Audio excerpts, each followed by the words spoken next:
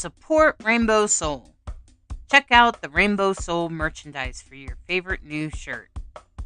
A variety of colors and styles to suit your taste. Show off your love for Rainbow Soul.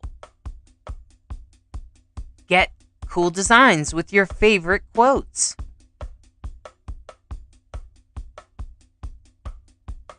Designs come in a variety of colors so that you can express your most authentic self. Support Rainbow Soul in spreading the word that queer, gender variant, intersex, transgender is sacred. Rainbow Soul, putting the soul back into queer. Order your unique Rainbow Soul merchandise at rainbowsoul.show.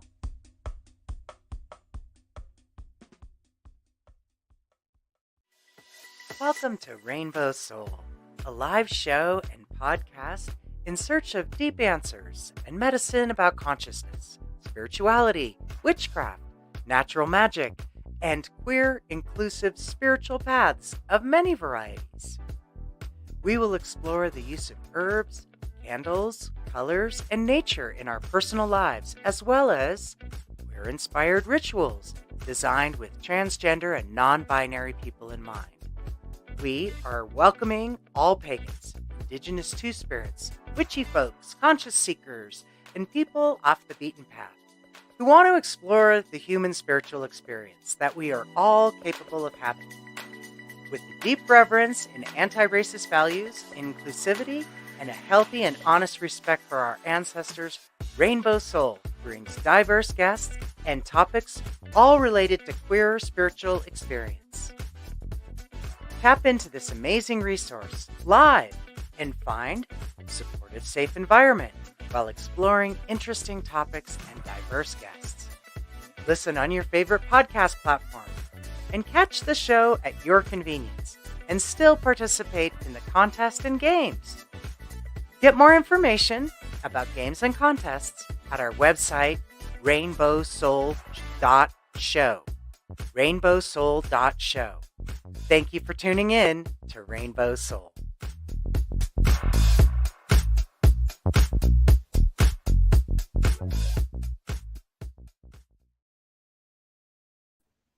Hello. Hi. Welcome, everyone. I'm so glad you're tuning in to Rainbow Soul. I'm Hollis Taylor.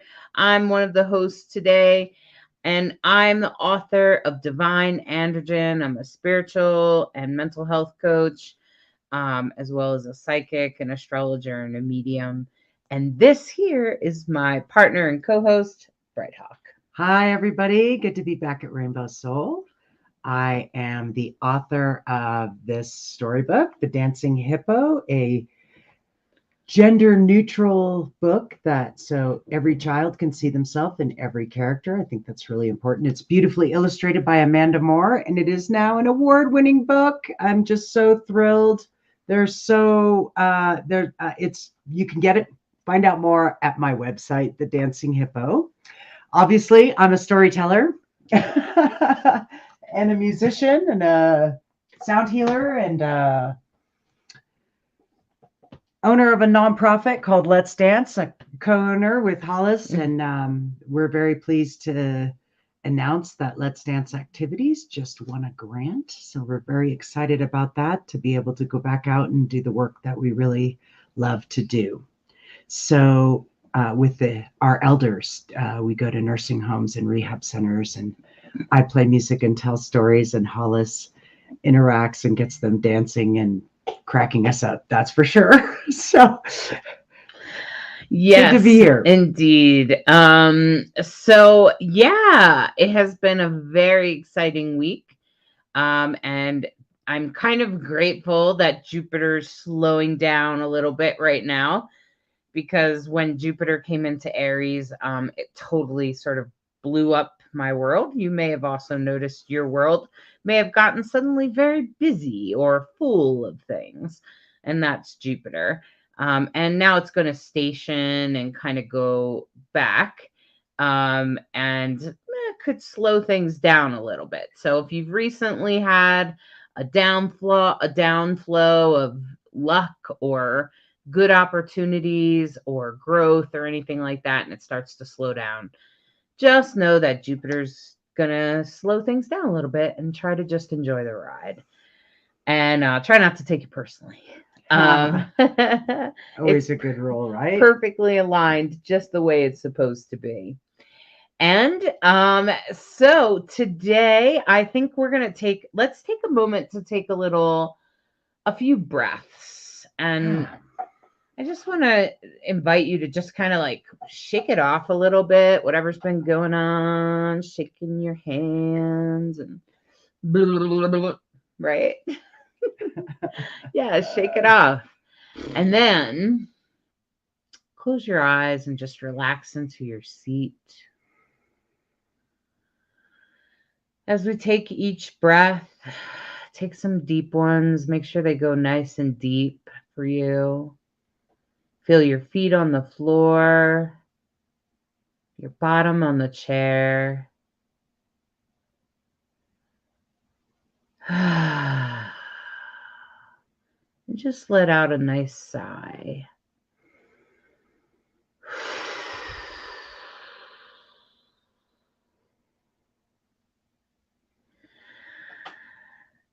And when I spent a lot of time with the radical fairies, we would take one last deep breath and we would just let out a fairy sound, whatever that sounds like for you. So you take in a deep breath.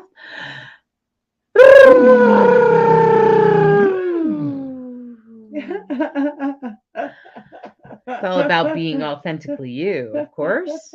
So, of course, lots of funny sounds come out. It would be really hilarious, especially in a group of 10 or 15 witchy people. So that's just a fun little thing to just kind of get you smiling. And so if you ever have to do a little reset like that, you have only just a moment, there's a little suggestion. Take a few deep breaths and let out a sigh, and then get to your fairy sound, whatever that is. And so today, one of the reasons that I'm called to the fairies, maybe the fairies are calling me, I don't know which way does it go anyway, is about today's chat. We're going to have a chat today with a person that I encountered online that I've really enjoyed looking at their content and what they have to offer and the messages they have. So the person I want to bring and introduce to all of you is Sam. Welcome, Sam. Hi. Hi. How are you? Yeah, I'm good. Thank you. Thank you so much for having me. It's so exciting. Sam, can you just tell us who you are? Tell us about who you are and what you do in the world. Yeah, I'm rubbish at this, so I'll give it a go. Who am I today? So yeah, I'm Sam, and I am a British witch. I've discovered that I prefer to be quite loose with the umbrellas that I sit under. So I've sort of tried on a few different hats and different ways of being a witch. And I'm kind of loosely pagan. I found that the word that describes me in the most true way is an animist. And finding that word was this really kind of magical moment for me. Oh, that's what I am. That's why I see the world and feel the world the way that I do. So I'm an artist, visual artist. And over the last couple of years, I've been, I guess, allowing more of my witch out and running some online courses. I worked for a number of years in nature conservation, and I've got a very strong connection to my local plants and animals. So I act as like a bit of a channel for the European wildwood and try and help people remember that we're animals too. That's kind of like the main part of my message, is like, that's why human life gets hard sometimes, because we forget that we're just animals and we've kind of made up this incredibly complicated way of living. And a big part of my work is trying to like help people remember and come back to their kind of like wild animal self. Yes, I think it's just beautiful, actually, because I kind of was talking about this today and yesterday, was that like our ego we make this whole complicated thing. Like we believe that we're supposed to be some perfect character, even though logically we know that not one single human on Earth is perfect ever anyway. Right? Yes. Why do we do that? I don't know. It's weird, isn't it? And these like little traps and patterns that we create for ourselves. And for me, it started with noticing that my relationship to winter was really difficult. So like over sort of most of my adult life, I guess, I suffered with kind of seasonal depression and things like that. And I was just feeling so frustrated that I could kind of feel it coming every year. And I was taking herbs and doing all the things and trying to kind of balance my body and stuff so that it didn't hit so hard. But I found that then looking at animals and looking how different creatures cope with that shift in seasons was really inspiring. And I think one of the reasons it's hard is we're expected to be the same all year. There's a kind of like an overachieving level of perfection that we're expected to kind of maintain. And it gets, for me personally, and I'm sure for lots of other people too, it gets harder at different points in the year. Like I just wish I could hibernate, basically. And it's that kind of like pushing against what our bodies need a lot of the time. Like exactly you say, that perfection, this kind of image of what we're supposed to be doing and what we're supposed to be capable of.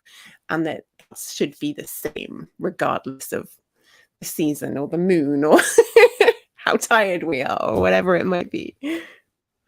Yeah, that's an interesting way to put it. And I don't know about you, Bright Hawk, but I definitely in the past have really struggled with seasonal, the same thing. But I found that honoring the old witch ways, the witchy, honoring the winter holidays made it easier for me. Like if I did a Yule log versus if I didn't. And if I get caught up in Christmas, that usually depresses me. So you are better with Yule, and better with, just the holidays from Mabon all the way through to, like Beltane. Yeah, I fully feel you on that. It's one of the things that I absolutely love about the Wheel of the Year. And that's one of the main practices that I guess that I've kind of taken from kind of Wicca and Druidry and stuff, is to move with the wheel. And yeah, I totally agree with you. I think there's something really magical about working with that energy and those moments of ritual to kind of help us through. I feel like it connects us to what ancestors may have done. And I don't know about you, I get this lovely feeling, and I particularly feel it around Yule. It's almost like the spiral of time is something I can feel at those moments. And like, I'll be there maybe if I'm lucky enough to get to Avebury. That's one of our favorite places as a little family to go and celebrate Yule. And it's almost like I can touch the other midwinters, what I might have done and what point of my life I was at. And there's this kind of zoomed out perspective that I'll suddenly get of being able to, almost touch those other years and those other versions of me. And then particularly if I get to go to some stones, imagining all the humans for all the thousands and thousands of years that have been gathered at those stones doing that exact same thing. And there's something, really comforting and really magical in that for me.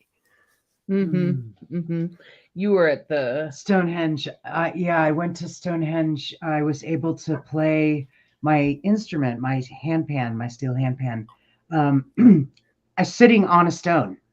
Because it was equinox. We got there pre-dawn, of course. And there were circles of druids and goddesses and every kind of thing you can imagine around Stonehenge. Everybody's got a ceremony going on. Right. You could kind of just sort of hover around any one of them, and variety of folks being tourists and filming. And we were, trying to be into the vibe of it all. And of course it was drizzly. Of course, of course. So you couldn't see the sunrise if you wanted to. Yeah. It just got progressively lighter, a little bit, the gloom. But they're steel instruments. And so we all looked at each other and we were like, yeah, I'll take that risk. I have a towel in my bag. So we Awesome. sat down and started playing, and it was just magical. And people started gathering around us and filming us. And apparently I'm in some BBC documentary. Amazing. Somebody sent it to me. I was like, hey, that's me playing. So it was very funny. It was very cute. But yeah, that it is an amazing thing when you consider places like that, or being at the pyramids in Mexico City on spring equinox. The Stonehenge was the autumnal equinox, and they're power places for a reason, right? There's amazing, you can't even explain it. There are no words, but you get why this is why we show up this time of year at this place. It's pretty profound. Yeah. It's sad that America has lost most of it. So any of the ones that the indigenous people had or whatever, we've mostly lost. We don't, we've lost the lure and the whole thing. But yeah, but I'm glad that we still have it in some countries, especially like Stonehenge. And I think even just dreaming of it, I think, and understanding how people came together, I feel like we've lost that. In our ancient ways, there was wisdom in that. There was things that we did that were important for, I think, for our mental health. Yes, I totally agree. Yeah. And particularly in winter, and particularly at times when even like Samhain and things and Imbolc are kind of like the part of the year that's tougher, where things are harder and death is closer and survival is much more of a dangerous thing. We created, you're right, we created those celebrations for a reason, and I think it is linked to survival, and not just in the kind of literal physical sense, but in the survival of our hearts and our minds over those tough times. So yeah, that's one of the things, the themes that we were talking about today was this kind of enchanted self-care, and that's definitely a part of it, is kind of, for me, I guess, that sort of depression and anxiety and all the things that I've been kind of like dealing with as an adult, like many of us do, began to shift and feel better when I allowed that connection back that I'd kind of had when I was younger, that connection back to something bigger, something mysterious. And I find that maybe that's why it gets a bit slippery for me. If I try and nail it down too much, or try and kind of do formal with it, it disappears again. It's got a kind of like a bit of a slippery quality to me, because I guess it is about my connection to things that can't be named, like you were saying, Bright Hawk, those kind of energies and feelings, and you're like, I don't even have words for this. It's that connection to those big spiritual, deep body tingly sensations, and suddenly I feel way more alive and way more present and way more well in all senses when I have that in my life, kind of thing. What kind of practices have you developed so that you can have that? So I'm a big fan of ritual. I find that I guess I have a bit like an ADHD leaning brain. So I find routine boring. Call it a ritual and I'm there. Like immediately something switches in my head. It's like, oh, okay, it's ritual, not boring. I can totally be there with that. So when we were in lockdown over here, that was a really tough time. I've got a little boy who was he 4 going into lockdown? He was very small, and it was kind of me and my partner and him and the dog, and we were very kind of like trapped feeling. And I would get sort of unexpected moments when they would maybe go out for a walk or something, and I would get some time for me to do some work and things. And it was very weird because I would sort of have to switch modes between like mum mode and then, oh, me, I get to be me and do some work or do a thing. And I became a massive fan of ritual at that point. And I love how it connects me to that tingly whatever it is feeling. My teacher, Jessie Magic, calls it the more, which I just love. It's like, there's the more, there's something more here. It would connect me to that, and it would help me shift states. So I got really into having a particular tea, lighting some incense, sitting in a different part of the house. It was really interesting how I did that a couple of times, and I got used to it. Like the signals and the ritual and that kind of pattern meant that that switch into that different mode happened much more smoothly, and I looked forward to it. And I'd smell the incense and be like, okay, I'm in.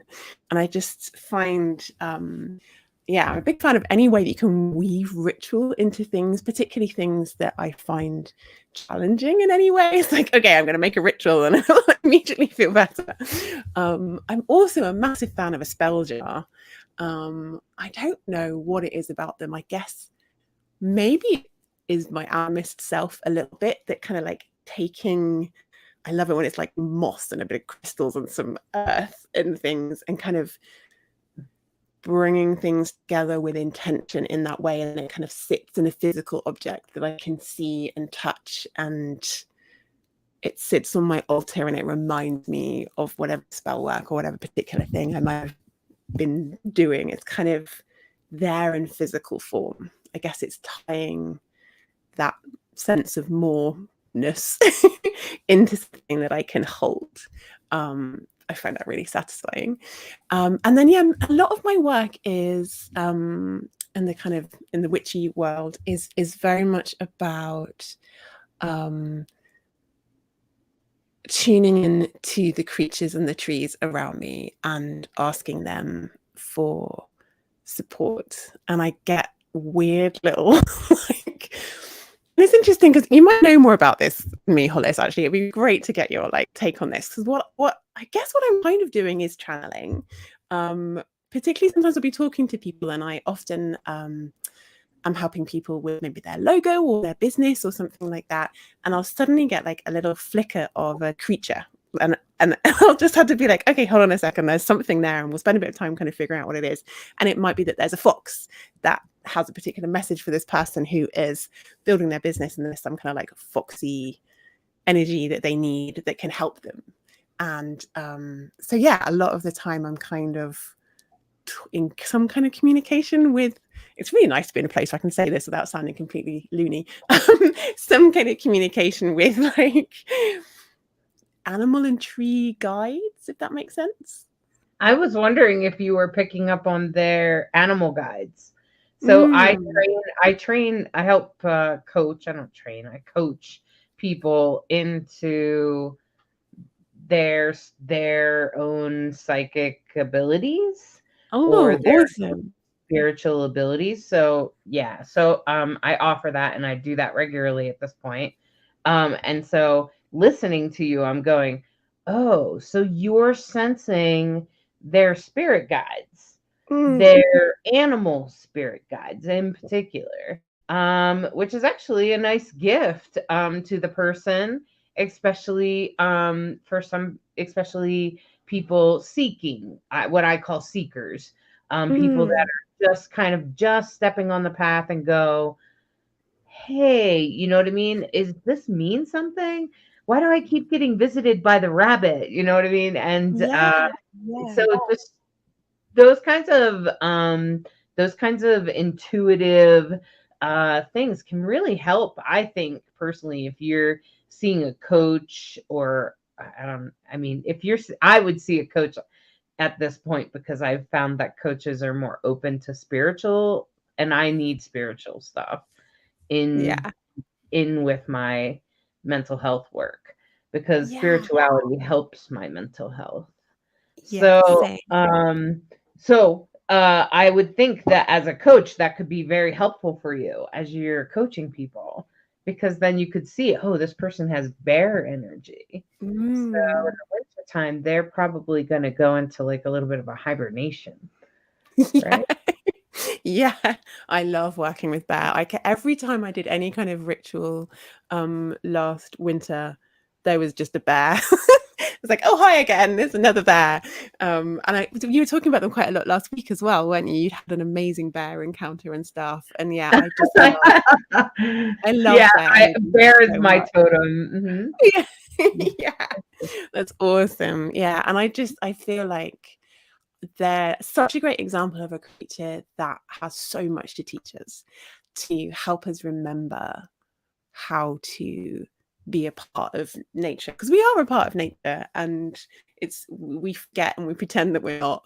And I feel like that's what these animal guides and plant guides can help us remember. It's like that kind of like they're calling us back into a more honorable way of relating to the land that we live on and the creatures and plants around us and our kind of place in the web of everything. Yeah, so when you talk about spells, and we've talked a little bit about this before, but like when you do spells and enchantments for mental health, can you just I think that it's very important to have something physical that you can come back to. And it could be something as simple as a piece of paper. And it could absolutely be like, moss wrapped around a special crystal. Yeah, a spell jar was new to me. That's very interesting. A spell jar. I was like, Oh, yeah. Oh, that's super fun. Yeah. Very cool. So I'm just wondering, like, Sam, do you is that tell us more about like a person, like what do they have to do to figure that out? Like how do you get that? Yeah, so I mean, I did an apprenticeship last year with Wild Essence and my teacher Jessie Magic. So that's where I've got a lot of this kind of practice and information from. So I just had to get a little hat tips to her. And I guess I'm using like a combination of sort of practices that I know other people do, like spell jars and things, and then kind of a lot of intuition and kind of making it up and going with what feels good. So I guess for me, spell work is, I guess, my word for kind of manifestation in a way. And I found a lot of the time manifestation work can be, for me, a bit vague. It's like you're kind of holding maybe an affirmation or something that things are going to be a certain way that they're not yet. And I don't know if it's just the way my brain works, maybe, but like I'm a bit impatient. And if it's not happening very quickly, then I kind of feel like, oh, it's not working. And I feel like sometimes manifestation stuff doesn't make it clear that you might need to do something to bring about the change, that it requires action as well as kind of hope and intention and magic and all of the things. So for me, spell work is about maybe tuning into something that I'd like to shift. And a lot of the time it is something within myself. I'm just going to share a little story. So one of my favorite practices is working with the moon, and I got back into working with the moon maybe about 7 years ago or so. And a friend was kind of just like teaching me about setting intentions with the new moon and things. And I did it over a few different moons, and it was amazing. And it was very much for me all about I was doing some maybe mindset work and tying it in with the moon cycles. And I just found it a really beautiful way of moving. So one moon, naively, I went, great, I'm going to release all my self-doubt this moon. So I set my intention. I wrote it on a little bit of paper. I released my self-doubt and I set fire to the paper. It was like a very, very simple little ritual.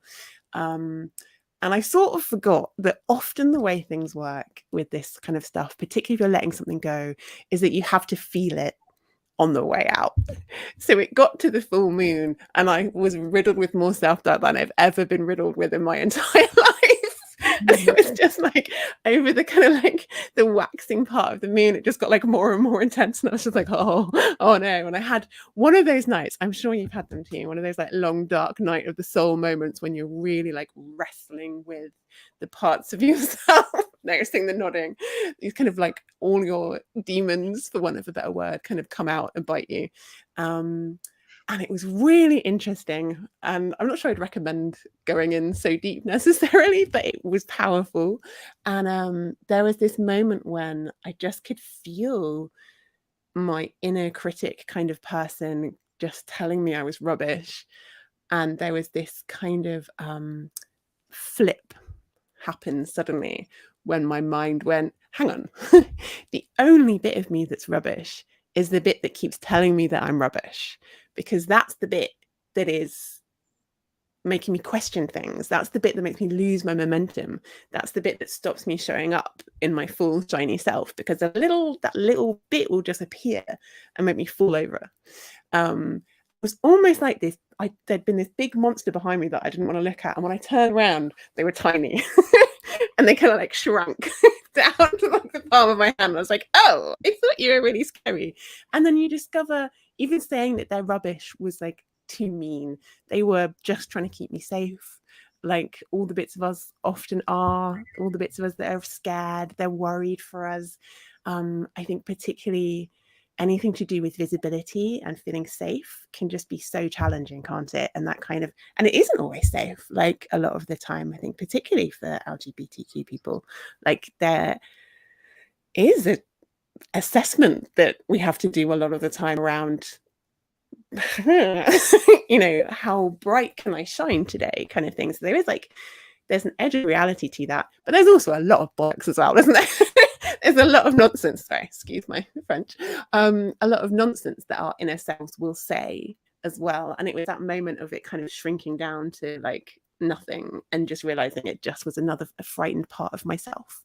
So I guess that's an example of kind of like tying together some mental health stuff and some ritual and the moon and things. And I guess I don't always necessarily have a piece of paper and set it on fire or make a thing out of it. Sometimes it's just in my mind. Sometimes I do love a grimoire. I've got one to show you. Where is it?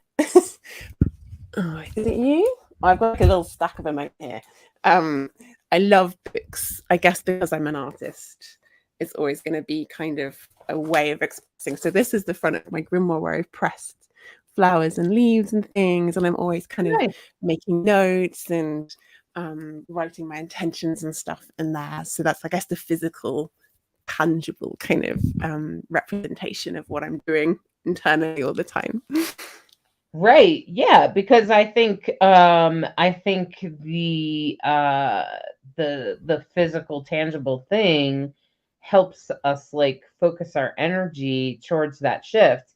And even you doing that little spell with just burning that piece of paper for self-doubt, during that process, at some point you had to, like, that spell probably crossed your mind where you were like, I did do a spell about this, you know what I mean? And then you're like, and so I just think that it makes you like think differently or focus differently. Having a physical spell thing in your hand, like whether it's written or a stone or something else that you're holding in your hand, or even a piece of art. I've seen people do that kind of thing. It seems to deepen the focus and the intention. Yeah. We can think about things all we want, and thank God not everything we think comes true, right? Yes. Yes, exactly. We really make it's like you said earlier about taking action. Manifestation isn't just about thinking about it. It's about the intention brought into manifestation. The Sufis love to say, if you want to know your creator, create. Beautiful. Well, I think on that note, Bright Hawk, I think we take a little break. And I think we take a little break now. And I think you have a story for us, Bright Hawk. Indeed, I do. Inspired by a friend. This one's for you. You're going to do a little video. Yep. Okay. Yeah. Well, I'm actually going to feature you. So you can go ahead. Oh, just go into it. Okay.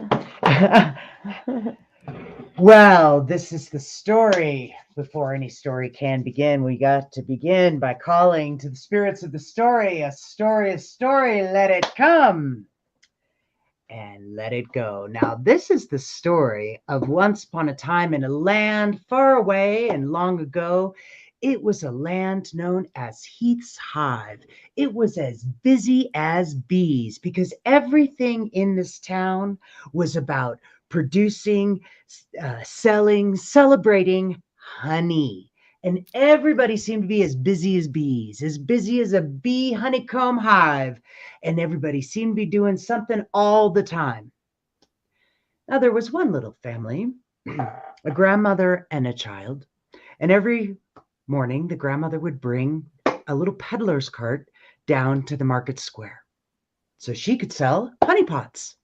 And the child would sit in the peddler's cart and look around and hang out because the child was, well, different. Didn't have the same capabilities as other people, and so they weren't able to work in the same way as everyone else. So they would spend time looking around the market. And one day they were listening and looked across and they noticed something they had never seen. A foreigner, someone with dark skin and a beautiful cloth wrapped around them. And they noticed Jessie. They looked straight at Jessie, not through Jessie like most people. And suddenly Jessie felt self-conscious and looked down and then looked up and they were gone. Jessie felt like, oh, what a bummer. They look like a really interesting person. And then suddenly there was a shadow and Jessie looked up and there they were. The foreigner was right next to them. And they gently put a hand on Jessie's shoulder and said, "You look sad. Please speak. I will listen." Jessie looked up and at first was kind of afraid, but then they realized that this person actually wanted to know how Jessie felt. This was so unusual for them. And so Jessie was silent for a while, and the foreigner started to say, "It's okay. I hear you in your silence. I understand." And Jessie suddenly felt like, no, I really need to speak. "Oh, please, I will listen," said the foreigner. And so Jessie said, "Well, it's just that, well, no one ever sees me. No one ever talks to me." And the foreigner said, "I understand. When I walked up, what were you doing?" And Jessie said, "Well, I was listening to a conversation, an argument, actually. There were a couple men over there, and they were having kind of an interesting argument, so I was listening." And the foreigner said, "You like to listen?" And Jessie suddenly perked up and said, Yeah, I do like to listen. No one around here has any time for anyone. No one listens to anyone. No one listens to the children. It's amazing what can happen when you listen." And the foreigner patted Jessie's hand and said, "Yes, I understand. It's an amazing thing to be a listener." And Jessie said, "A listener?" And the foreigner said, "A moment ago, when you were talking, you were telling me you had no purpose. Is that true?" And Jessie said, "Yes, I feel I have no purpose." And the foreigner said, "And you would like a purpose?" And Jessie said, "Yes, I would love a sense of purpose." And the foreigner said, "Well, it sounds to me like your purpose is to be a listener." And Jessie said, "I love to listen. I could be a listener. I love to listen. Sometimes you can hear the most amazing things." And launched into, "I love to listen to the whole market all at once. It's like an orchestra." Or sometimes just the click of someone's heels walking across the bricks. Or sometimes the trickling sound of the fountain in the marketplace. Sometimes I like to listen to things that make no sound at all, like the flowers growing in that flower box over there, or the feelings in my heart. And the foreigner looked at Jessie and said, yes, I understand. It is an important job to be a listener. You can offer so much just by listening. And Jessie said, but how? What do I do? The foreigner said, you just listen. You listen to the sounds of the marketplace, the crying baby, the sounds in your heart, the growing flowers in the boxes. You will know what to do. And suddenly Jessie looked deep into the eyes of the foreigner and said, I know you're not from around here, and I know your name is Keisha. Keisha nodded their head and said, yes, and I knew there was a child whose heart I needed to hear. I heard your heart in the wind, and if you ever need me again, I will listen. And they patted Jessie's hand, and in a moment they just disappeared. And in a moment, Jessie felt sort of a bit of loss and what to do, and then looked down, and there right in front of them was a child by the fountain. And the child had tears in their eyes. And Jessie reached out and said, you look sad. Tell me. I will listen. A story. Let it come and let it go. Thank you. In the land of Africa, there lives a hippo who learns to overcome being different through an ecstatic dance experience. Sometimes life is sweet, and sometimes life stings. It's up to you to decide.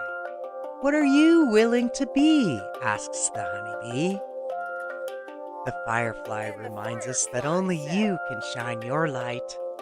The butterfly speaks of the wonder of transformation, while the moon helps the hippo feel a confident glow. Find out what happens in a hippo dance trance. This beautifully illustrated book presents expressive artwork through gender-neutral characters that deliver messages about being yourself, perspective, and personal transformation. Order today at BrightHawkProductions.com.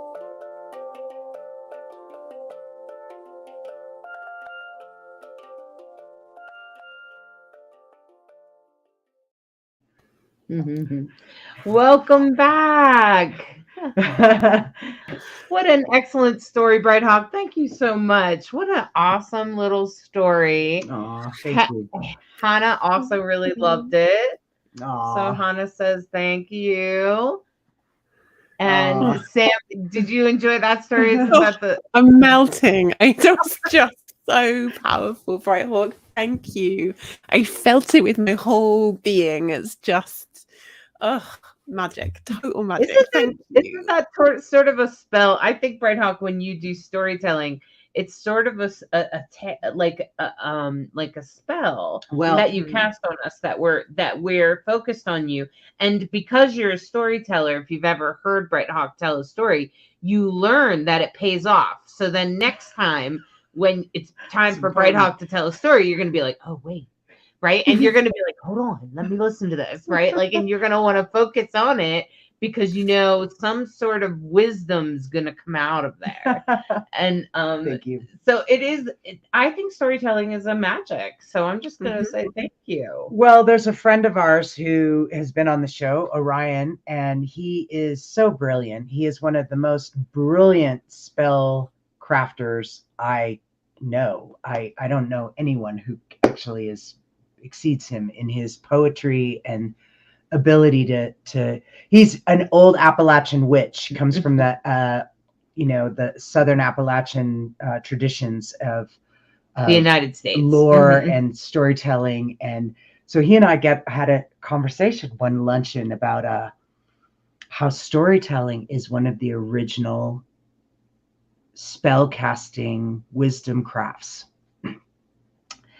And it starts with once upon a time. Because now we're in suspended disbelief, right? Or we're just ready to go. We'll go wherever you take us, storyteller. Once upon a time. It doesn't have to be true. If it. And what I learned with the elders was that they weren't really interested in my fictional stories. They wanted real stories, so to speak. That they would literally say, "You're going to tell us a real story?" And I'd be like, "Wow, okay." So I started pulling from my story, my life, stories about my life and travels, and that went over a lot better. Interesting. Yeah, the little ones, man, they want to hear about dragons and animals. I don't know. Maybe I'm a little person inside. I don't know about you, Sam, but do you? So, I was listening to you talk about the land and how people connect with the land, and I was wondering how you felt about like fairies and dragons and that kind of thing, especially since you have a child. Like, have you ever integrated those kinds of things in your magic? Yeah, so I just to share a little bit more of my story. I had such a funny experience with fairies. So I worked for 7 years in nature conservation, and I was surrounded by scientists. So there was a lot of evidence-based stuff, and very kind of like measuring and testing and counting things. And my job, I was working in like environmental education and also in communication bit, so kind of sharing information about the creatures with people. And I left that job, which was an amazing job. I left it to go freelance because I kind of felt like I had something bigger that I needed to do, and I didn't really know what it was, but my creativity was kind of bubbling away. And I was working with a mentor at the time called Sam Attenborough, who was like one of my favorite people on the planet. And I went to visit him, and we hadn't really talked about spirituality, magical things very much, but I was aware that it was something for him. And I just finished reading The Ocean at the End of the Lane, which is a book by Neil Gaiman. And I love Neil Gaiman's writing. He's American, I think, but he grew up here. And I was saying to Sam about how he was my favorite nature writer. He describes the British countryside in the way that I see it and feel it as being full of magic. And I will never forget, I was walking along next to Sam, and we're in this beautiful kind of like field, and he looked at me out the corner of his eye and he went, "Do you want to learn how to see fairies?" And we'd had a very like scientific kind of like normal relationship kind of until this point. And I was like, "What? Yes." And so we started by taking off our shoes, and we were in a really interesting part of the landscape where there was some kind of like wild meadows next to some farmed land, and then quite a wild wooded foresty bit.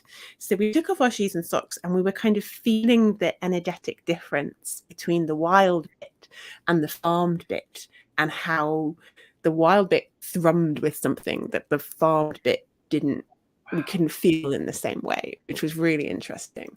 And then we stood under a tree, and the grass was doing that. You know, when the grass is it's rained and there's like dewdrops in the grass and everything's a little bit sparkly. And the way that Sam looked at fairies was to kind of like out the corner of his eye to tune in and see and feel things. And as we stood there, and I did it too, it's so weird, isn't it? Was I seeing them? What part of me was seeing them? I'm not really sure, but I could sense little fluttery, energetic beings kind of sparkling and moving in the woods. And it was fascinating as well because my dog was with us, and it was when he was quite a lot younger. He's quite an old guy now, and he's quite chill. But at that point, if you stopped for too long on a walk, he would get very like barky and kind of annoyed with you. And he just lay down in the grass and just chilled, and he was so calm. And we just had this amazing moment of magic. And I don't know if they were fairies in the sense that a lot of people would understand them in that kind of like traditional kind of way, or if they were more spirits of the forest kind of thing. I'm not really sure, but it was totally incredible. And I guess that was the beginning of kind of opening my eyes to the other levels of reality that are present in those wild places. And we don't have a lot of places that are completely untouched by humans here. The British Isles is very managed. You know, we've got some places that like have had very little management, but that's maybe as wild as it's going to get.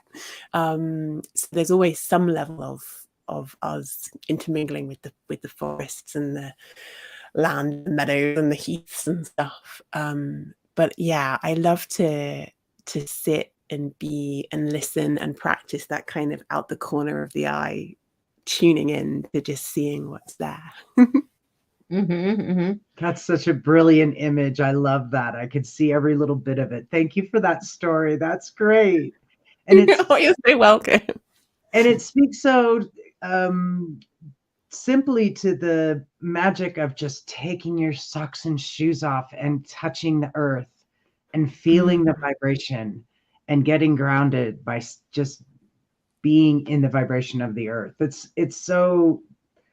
It's amazing how palpable it can be when you literally step on the farmland, step in the wildwood. You know, it's amazing. Yeah. That's great. I love that contrast. It's quite an image. And I guess that was the beginning of my kind of spirituality coming back into my life. I think I had been that way up until I was about 11.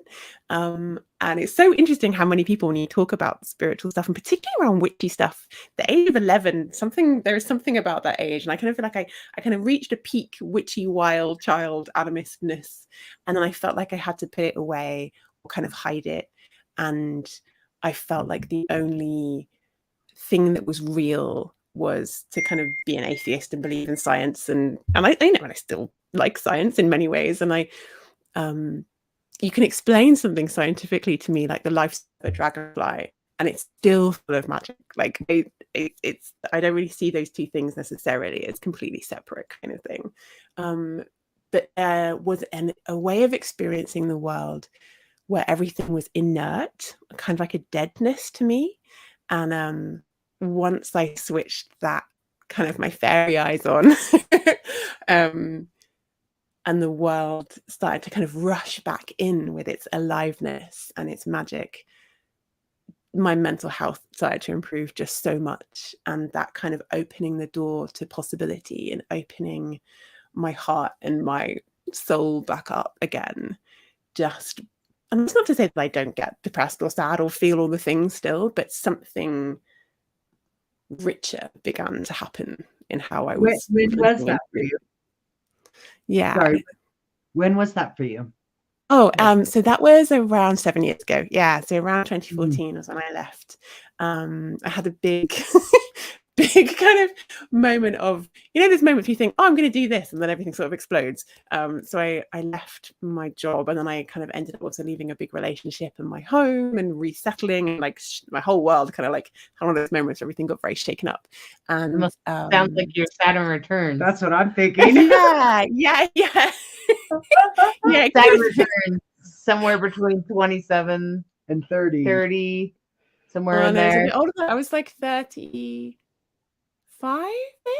36. Okay, might have been the end of your Saturn returns. Square. Yeah, or yeah, it square definitely felt like, that would make sense. And then there's something else. My friend Mira is an astrologist, and there's another return, isn't there? And you're more like 40s. There's a Chiron returns, but that's, well, I guess it depends on where your Chiron is. It's usually about overcoming old stuff that you got from your childhood. So like you'll realize, why do I still think that? You know what I mean? And stuff like that, where you realize that whatever it was that came about when you were a child is not accurate or not needed, or you clear some sort of trauma usually.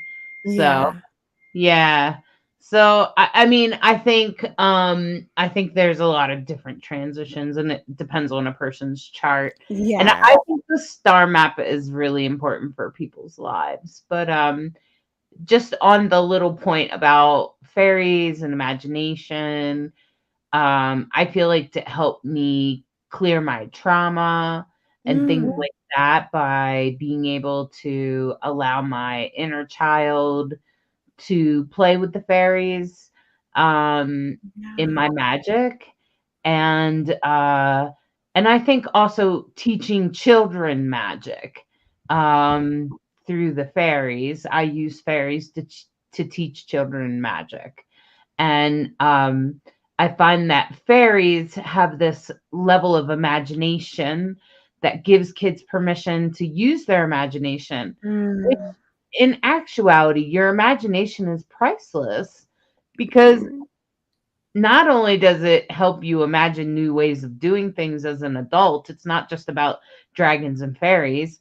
It's yeah. also about having, thinking of unique ways to live or how to overcome a challenge in your life or something like that. Mm, When you exercise that part of your brain, I feel like you're more resilient. For sure. So 100%. Yeah. yeah, Yeah. I so I feel like totally agree that's with kind you. of what magic kind of does. Yeah, yeah, I totally, yeah, and I guess that's the thing we're saying as well about like spell work and intention and manifestation. It's that ability to imagine things being a different way and imagine the steps that get you where you want to be when you want to shift something, whether it is something in your tangible real life world or whether it is like a changing a habit or a mindset thing. Um, you need, yeah, you're totally right. You need imagination for that. And I think you've hit something really powerful there, I think, as well. Like inner child healing is probably one of the most important things we can do, isn't it? So that we're not then making choices that are led by our trauma and that we're not just reacting in ways that are the kind of like these old patterns and pathways. And so anything we can gift to our inner child to kind of like reconnect to them and heal them, because a lot of their beliefs and a lot of their learnings are running the show until we change it, right? That's right. And For sure. yeah, and I think, as we go forward in the world and we become more and more aware of trauma and things like that, I think harvesting our old ways will be important. Mm-hmm. Mm. And so I see we're drawing to the end, and I want to say Eve is right there with us. Imagination is the most important magical tool, they said. And Mm-hmm. I So true. totally agree with you, Eve. And Mhm. I just want to encourage, because I realized that I don't have my tarot cards with me right in this moment. I was realizing that I realized it a few minutes ago. too. Yeah, so they're just not with me at this time, and it would take me way too long to go get them. So it was just because we were doing a mystical magical event last night, so I took them with me. So instead, what I want to offer is a little bit more astrology coaching about about what's happening in our world today and what might be happening in your world. I just want to let you know that I do like before we start closing, Sam, can you tell us about what you offer at your website and what people can find from you? Yeah, sure. So I kind of have a range of ways of coming into my weird magical world. I've got a really beautiful coloring journal, which is like can be like a first step in, and that's available at my Wolf and Wing website. There's also artwork and stuff from me there, and I also offer an online course called A Year of Wild Wisdom, where each moon we work with a different plant and creature guide. And I also offer one-to-one sessions where I do my weird animal channeling thing and we kind of see what creatures are around that would like to help you. Oh, how cool. So we have a new moon coming up this week. What would you recommend for folks? So we're coming up, we're kind of like heading into one of the last moons of summer, aren't we? We've got like maybe a couple to go, get very close to Lammas or Lunasa. Bees. When you were talking about bees in your story, I got a little tingle. This can be a gorgeous time of year to be tuning into the bees and what they're doing and just noticing the beautiful interconnectedness of them with the flowers. I don't know if you folks have tried mead. Have you had mead? Yes. It can be a gorgeous time, particularly around Lammas. Mead is an amazing honeyed wine drink that can be just like it tastes like magic. It's a very, very ancient drink. The Vikings and like people have been brewing it for a very, very long time. And taking that moment to celebrate the abundance of stuff around you in nature and just enjoy it like the bees do. And I just love how they get pollen all over their legs and they just kind of get covered and they're just kind of in their flowers. I'd go and tune into some bees. Oh, it's beautiful. I love it. I love it. That's fabulous. Thank you, Sam. Thank you so much. It's so good meeting you. Thank you so much. Thank you for being on the show and bringing bringing your beautiful magic forward. It's priceless, and we deeply appreciate it. Thank And you. I just want to send a little word out to everybody that Jupiter is about to, slow down. And Jupiter is not just about big, and I talked about it a little earlier, about how it kind of like makes things big. It can, depending on where it is in your chart. So if you want to look for Jupiter in your astrology chart, it looks like the number 4. It has a symbol like that. And it kind of looks like the number 4. And you can look and see what house it's in. And, most charts have numbers towards the center. It starts at 1 on your left-hand side and kind of goes down and around counterclockwise, all the way around for 12 houses. Kind of looks like the pieces of the pie of your astrology chart. So if you are new, this is how you look it up. So that's what you want to look for. And you're looking for the symbol that looks like the number 4. And that is Jupiter. And the thing about Jupiter is that anything it's near, it's going to make it bigger and more, usually, eventually more beneficial. So if you were born with Jupiter retrograde, you may struggle with this at first, but then later in life, you'll sort of overcome it and it will become a bigger, a better expression. Like because of your resilience, you'll do it even bigger. Okay. And Jupiter not only helps you with like making things bigger and stuff like that, but it will also bring spiritual, like philosophical, karmic, what feels like karmic gifts. And it can represent your gifts and things like that. So I just, especially like your spiritual aspirations. So I want you to take a look at Jupiter and maybe do a little work with Jupiter in these coming months until November when it goes direct again. But it's going to be going retrograde. And retrograde means that it's going to go internal. It's going to be deep in our souls. So don't be surprised if you start reflecting on yourself. Like maybe you've had a big spiritual awakening recently and now you start reflecting into yourself or something like that. That's the kind of thing that's about to happen right now with Jupiter.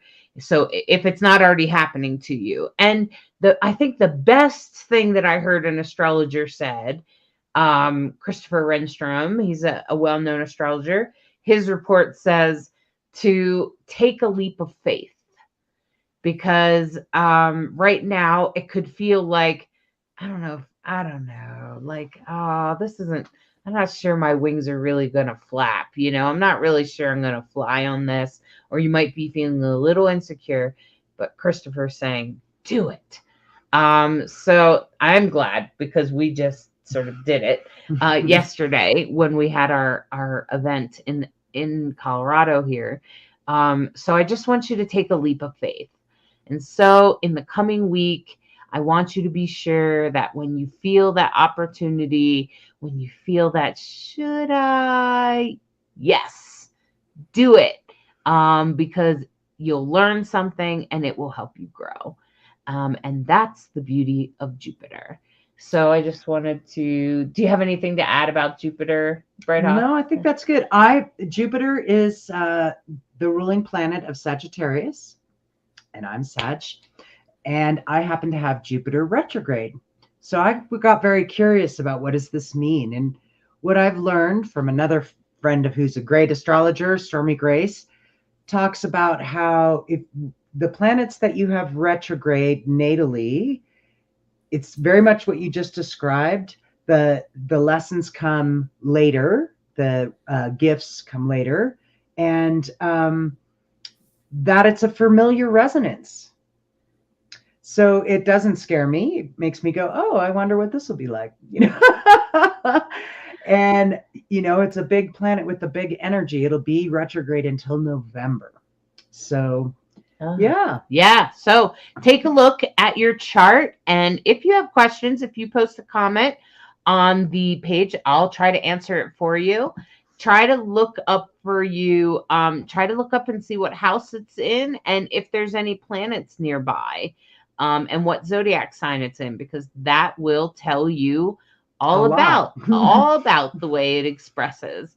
Aspects can come later. That's I think it's actually more important in the transits. So anyway, as we close this evening, I hope you enjoyed my little astrology thing, because I have thought about doing that along, anyway. And I appreciate you, Sam. Thank you so much for being here. Very nice meeting you. And you too. Thank you. Thank you, Brythonic. I appreciate you hosting with me and asking great questions and helping us have this great conversation. And we appreciate all of you out there, everyone that's watching the show. We appreciate you. We appreciate you, Eve. Thank you so much. Eve really enjoyed the show. They said great show. And Jill, thanks for watching the show. And Hannah, thank you all. Vasile from Transylvania, Romania. He sometimes tunes in. That's and amazing. T-Roy. Hey, T-Roy, my brother. Good to see you. And I just wanted to do a shout out to Aaron Fitzpatrick. Thank you for tuning in, everyone. And I hope you enjoyed the show. Please share it, comment, and share it all around everywhere you go, and tell your friends about Rainbow Soul. And I'll see you next week. Thanks so much. Bye-bye. Bye-bye. Thank you for watching Rainbow Soul. We are so grateful for your presence and listening in this past hour. Be sure you're subscribed and get notifications so you can join us and catch us every Sunday night here live. We appreciate you sharing, commenting, reacting, and inviting others to the show. This is a show for you. So tell us, who would you like to see on the next show? What topics inspire you? You can always find replays, more about the host, blog posts, merchandise, information about games and contests, and social media links at rainbowsoul.show. We love to show our gratitude with fun and games and contests with prizes that celebrate who we are as a community. Rainbow Soul holds the intention to explore consciousness and spirituality in cultures with a deep reverence for cultural roots, equality, and inclusion. We are always striving to recognize the spiritual medicine available to all of us in the modern world. We hope that you walk away knowing that you are perfectly valid in whatever identity you embrace for yourself, and that you are sacred just as you are. Thank you so much for tuning in to Rainbow Soul.